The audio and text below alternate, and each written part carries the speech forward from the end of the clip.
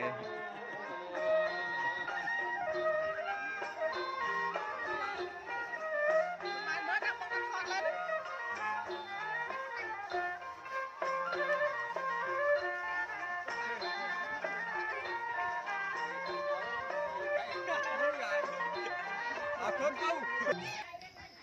រីសុភមសតកវរមង្គលាជាយាតរេទិថៃថ្ងៃអាទិត្យ10ប្រួយរណូចខែបគុណកឹមហរដូវឆ្នាំអសាញ់ខស័កពុទ្ធសករាជ2568ត្រូវនៅថ្ងៃទី23ខែ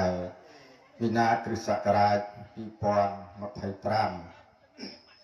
ត្បិតអីថ្ងៃនេះខ្ញុំបាទជាអ្នកផ្លូវចៅមហាទេណាបានក្រោកពីព្រឹករលឹកពីដំណេកចោលភ្នែកកលេចមើលទៅឃើញលោកជាមេដាបិតាខាងប្រូនប្រុសចុះទៅលើគេឋានបានពឹងប៉រកខ្ញុំបាទជាអ្នកផ្លូវចៅមហាព្រមទាំងលោកលេងតាអង្គធំពូមីងបងប្អូនប្រុសស្រីខាងកូនកន្លោះបាននាំមកនៅ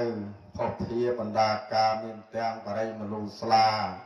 ស្លាផ្លូវស្លាចែកចៅស្លាស្ដីដណ្ដឹងស្លាប្រជត់ពាកព្រមទាំងស្លាអមខ្លួនជួនស្លាថងរងចេកទុំ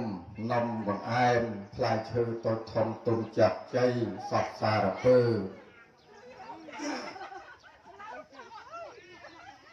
ខ្លះក៏ដើរមុខខ្លះក៏ដើរក្រោយខ្លះក៏ដើរបណ្ដោយខ្លះទៀតក៏ដើរបន្ទាប់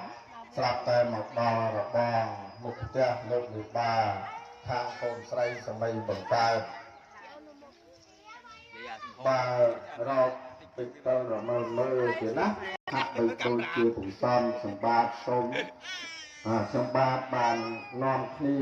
ឡើងទៅអង្គុយលើកម្រាលព្រំហាក់បីដូចជាបង្កប់ក្រែងទឹកចិត្តទឹកបតីរបស់លោកវិបា